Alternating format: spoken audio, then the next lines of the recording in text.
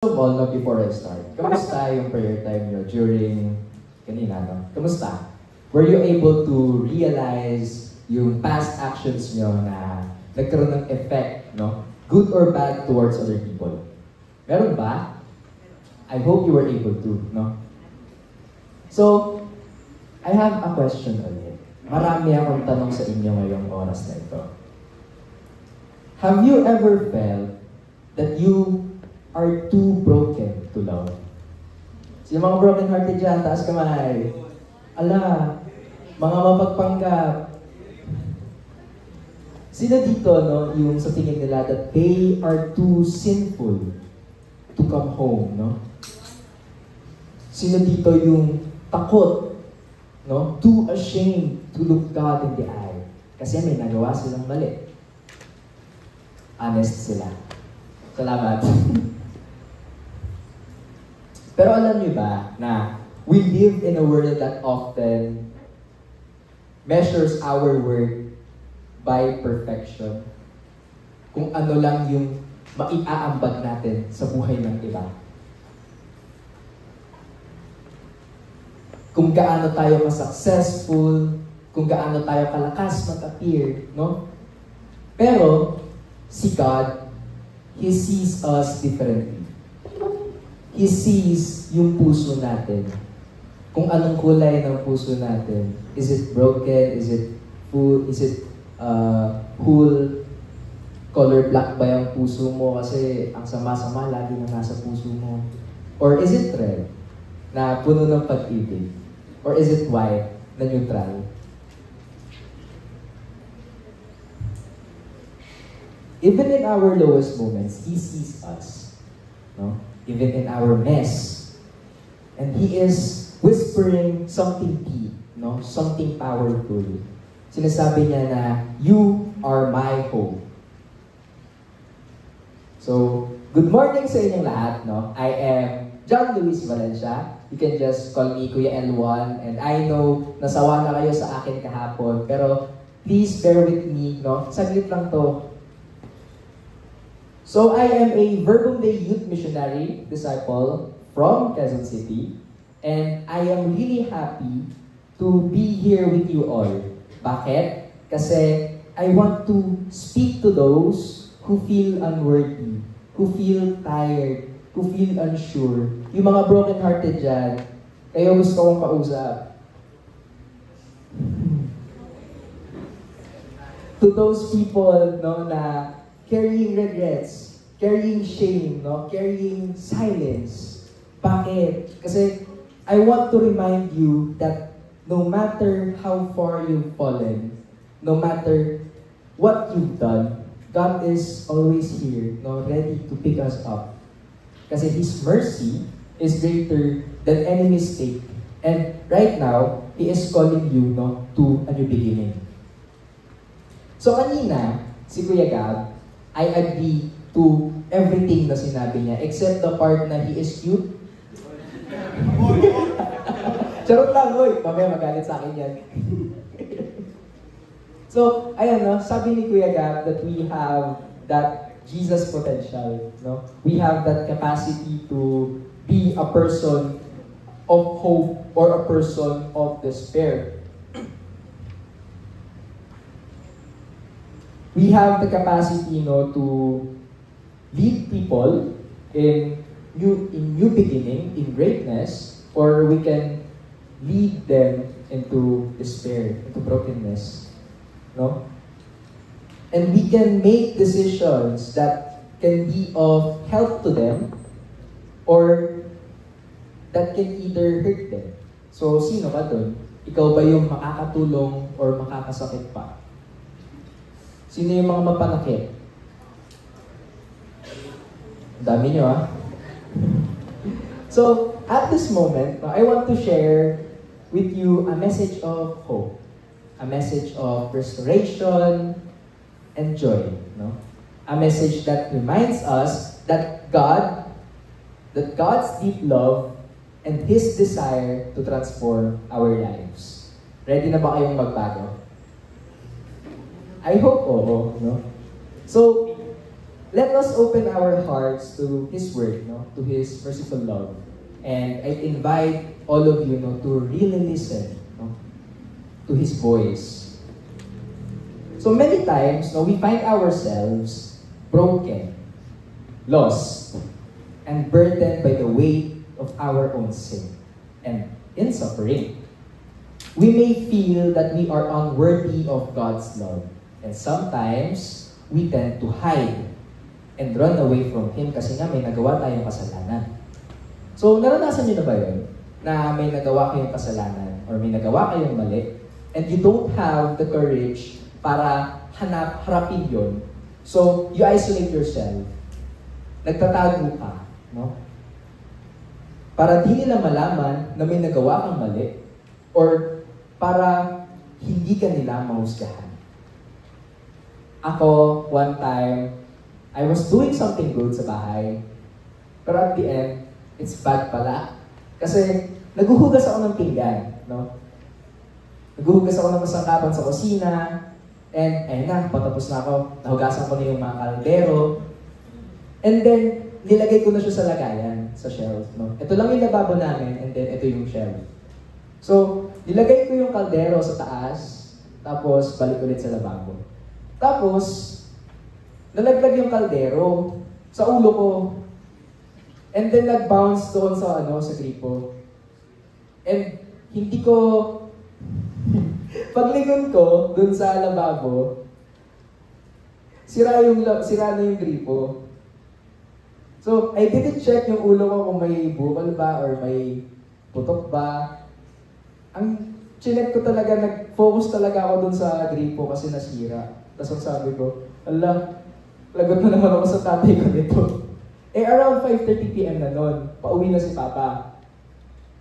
And, ayun na, nag-brainstorm na ako kung anong pwedeng gawin, kung anong pwedeng dahilan. Huwag lang ako masermonan. Kasi si Papa, he doesn't really like yung pagka-clumsy namin ni ate. Especially ako, since I'm studying to be police, no? So, ayun, walang pumapasok sa isip ko. Sabi ko na lang, bahala na. Tapos, sinalubong ko si Papa. Kasi narinig ko na yung motor niya Diyan na sa labas ng bahay. Tapos, kinuha ko yung mga gamit niya para pampakalma, no? Pan-ready lang. Tapos, sabi ko na lang, Pa, nasira ko yung gripo. At that moment, ready na ako, no, ready na akong tanggapin yung sermon niya. Kasi, tapos nagulat ako. Kasi kalmado siya nung sa pagkasabi ko. Sabi niya lang, oh, bakit? Ano nangyari? Then, I told him what happened. Tapos sabi niya lang sa akin, okay, sige, tulungan na lang kita. Ayusin na lang natin sa day off ko. So, I was so sure na dahil dun sa pagiging clumsy ko, that time, masisermonan ako. And I was so sure na magagalit siya sa akin. And yet, I was surprised kasi instead of giving me a hard time sa paninirmon sa akin, he wanted to help me fix kung ano yung nasira ko. Ganun tayo, di ba? We tend to hide when we mess up. We distance ourselves to God. We assume kasi napaparusahan niya tayo, kaya tayo dumidistansya. But God comes looking for us. He doesn't wait for us to climb up to Him. He doesn't want us to go directly to Him, no? Instead, no, He comes down. Siya mismo lumalapit sa atin when we do something wrong. So, like Jesus, no, who came down to walk with sinners. And then siya naglalakad with the tax collectors, with the adulterous woman, even his imperfect disciples, no? He meets us in our worst. And when I say our worst, is when we're not together with Jesus. Kasi we were tempted to do bad things. We were tempted to do something that causes others pain and suffering. Sabi sa Mark 2:17, I came not to call the righteous but sinners. So he was walking with sinners Kasi ayun yung reason bakit siya pumunta dito sa earth, no? Kasi mahal niya tayo. And He wants us to be saved from our sins. And distance, no? Ang layo eh. Heaven and earth. For Him, distance means so little when someone means so much. Si God mismo, ayaw niya ng LDR. Ayaw niya ng long distance relationship. That's why Jesus came down. No? That's why He came close to us. So, I have another question. Who here remember the last time that they received the sacrament of confession? So, sino dito yung nakapag-confess na? So, pretty much, no? Pretty much all of us. Pero, kailan yung last? Was it nung grade 3 ka? Nung before you received the sacrament of your first communion? Nung grade 6? Nung confirmation niya na? Or maybe never at all? No? Naalala niyo pa ba? So, maybe, no, some of us are afraid of being judged by God, no? By the priest, or even by themselves, or even ourselves. We're afraid to be judge ourselves. Kasi they imagine yung confession as a courtroom instead of what it truly is, no? They imagine na yung confession is a courtroom kung saan huhusgahan ka. Lilitisin ka, they'll determine kung anong sala mo, kung anong parusa mo. Minsan may mga ganun eh. They think of confession as a way for them to be condemned. No? May iba dyan nag-iisip, no? Anong sasabihin, anong iisipin na lang sa akin ng priest na pinag-confessan ko ng pangasala ko? Or after this confession, will I be seen differently after this? How will others see me after this? After I say these things out loud? So it feels like facing a judge and waiting for a verdict, no? Rather than meeting a merciful Savior. But the truth is, confession isn't a courtroom. Hindi siya courtroom. It's more like a hospital, no? For the soul, for our soul, or a reunion with the Father. It's not about being condemned. It's about being healed and embraced. So imagine going to the emergency room, no? Kasi nadisgrasya ka, napilayan ka, nabali yung buto mo, labas yung buto mo. And instead of patching you up, no? The doctor scolds you, no? Pinagalitan ka pa kasi ano ba naman yung ginagawa mo sa buhay mo? Ba't nadidisgrasya ka? No? Hindi naman yun yung ina-expect natin, di ba? When we go to the hospital. Same with confession, no? Jesus isn't sitting there with the gavel. Alam niyo yung gavel? Yung ginagamit ng judge. Yung parang hammer, no? Ayun. Hindi siya umaakto na harsh judge. Hindi siya husgado, no? Hindi siya husgado na nagpupukpok na lang ng hammer to condemn you. Hindi kanya dinedeclare na guilty.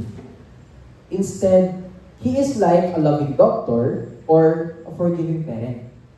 Ready to help, not to condemn, and he's got open arms, ready to heal what's hurting. And this kind of healing, no, gives us the chance for us to hope, no, for a better life, a better version of ourselves. So, what keeps you, no? What keeps you from humbling yourself before God? Is it pride? Is it fear? Or something else?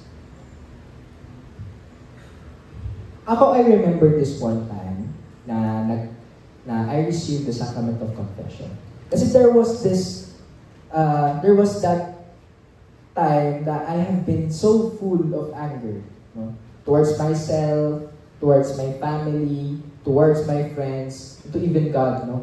Kasi, there was this childhood trauma of mine na na-trigger last 2023. Then, I was having these thoughts, no? What if I make these people na nakakagawa sa akin ng mali feel what I felt? No? What if gantihan ko na lang sila?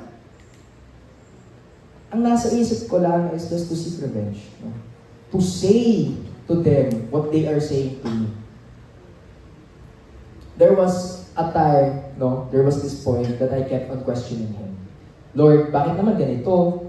I say yes to you so many times kapag kailangan mo ko. I always do my best kapag may nangangailangan sa akin.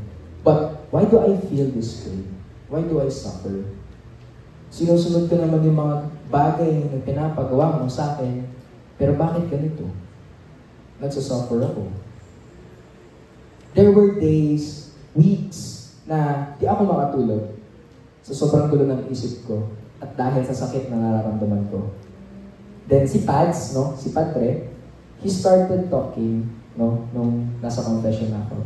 Sabi niya sa akin, anger is one of those emotions we all feel. Lahat tayo nakakaramdam ng inis, ng galit. Some of us hide it well. No? Galing natin magtago ng inis at ng galit.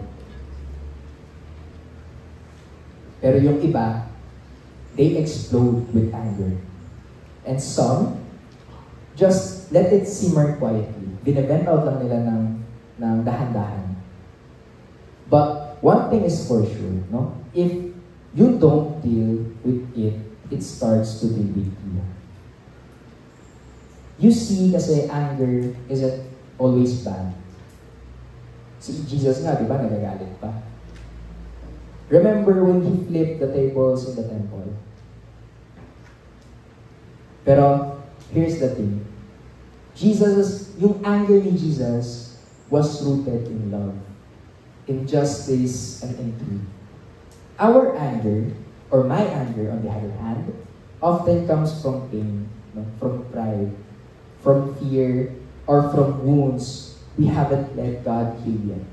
So mga sugat na hindi pa totally nag-heal. And if we're being honest, sometimes we hold on to our anger. Kasi it gives us the sense of control, no? We think na if I stay mad, at least I won't get hurt again, no? Or they deserve my silence, my rage, my distance. Pero we don't realize is what we don't realize is anger chained to revenge becomes poison for the soul. So it's poison. Allah. Then sabi ni Pads, the Lord has freed you from your sins. No? Go in peace. Then I wondered, as I prayed my penance, I asked Jesus, I know naman na I am forgiven na, but how can I get rid of this anger? No? Then it hit me. Kasi I haven't really forgiven everyone. No? I haven't really forgiven yung mama ko for leaving us nung bata pa kami. Yung ex-partner ko na sabi, di kita iwanan, but then left. Some of my friends, no, after venting out each problem or each emotion that I feel, no, kinuwento ko sa kanila yung mga moments that I feel pain. And then they started bullying me. No? They started attacking me with everything na sinabi ko sa kanila. Everything that I have shared backfired to me. And to God, no, na nagpaparamdam sa akin ng sakit, I haven't forgiven them all. It's hard to forgive, especially no, kapag sobrang masaktan. Pero, I think forgiving is the right thing to do. Forgiving kasi doesn't mean you have to pretend that these things didn't happen. It doesn't mean trusting right away. But it does mean, no, letting God take the weight of your chest and saying, I refuse to let this anger write my story anymore. It's not easy. No, it's not easy. But when we forgive, we're not saying you were right. No. We're saying, God, I trust you to bring justice on your way in your time. So, meron akong tanong sa inyo. Sino dito yung nakakaalam ng kintsugi? The Japanese art of repairing broken pottery, no, with gold or silver. And in this moment, no, instead of hiding yung cracks, instead of hiding the cracks from the base, pots, or bowls, they highlight it. No? Hina-highlight pa ito. Bakit? Kasi they make this object beautiful because of its brokenness. It's beautiful kasi it is broken. In this art, no, the breaks or cracks in a ceramic piece are not hidden, hindi siya tinatago. They are mended with gold. And this vessel becomes more valuable, more treasured. Not because it was perfect, no? Hindi dahil perfect siya.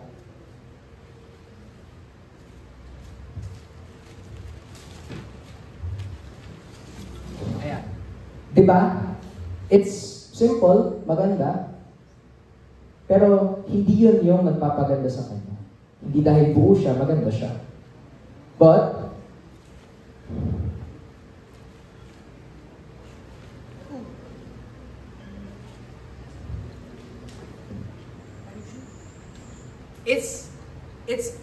imagine, no, that this is us. Imagine you, this bowl, and then this hammer represents sin. And then when sin hits you, broken, sira-sira, in pieces. But then God is so merciful that He creates something new in this brokenness, in these pieces that He put together is something na napakaganda, something that is renewed, no? These cracks, these pieces is beautiful once mended together. Bakit? Kasi it has the touch of God, no? It has His mercy, no?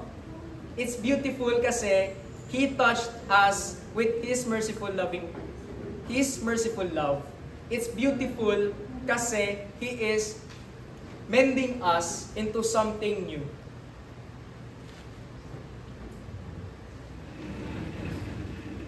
And that mercy, no, that hope is what gives us something to live for again, no?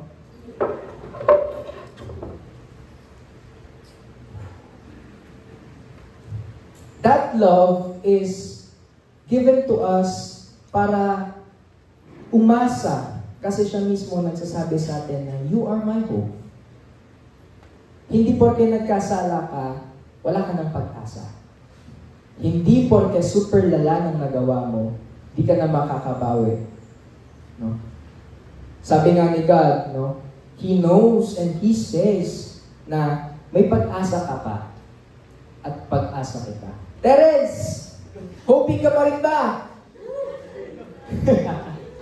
Nodge! May pag-asa ka pa ba? So, if you are ashamed and scared, kasi ang dami mong nagawang kasalanan or ang dami mong nagawang mali, God doesn't care about these sins, no? He just wants to hear it. He just wants to hear it. Gusto ka lang naman niyang pagalingin. So, let Him take what's weighing on you, no? And trade it for peace, for hope. Let Him write a better story than you, living a life of shame and guilt. Kasi, you were not made for sin, but for restoration.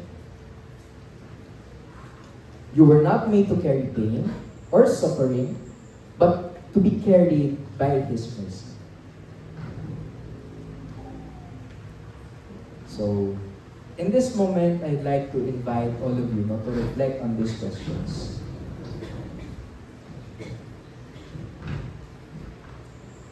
Number one,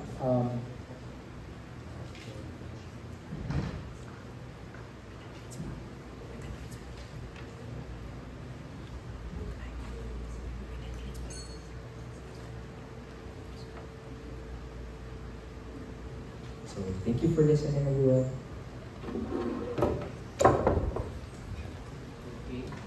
Thank you so much,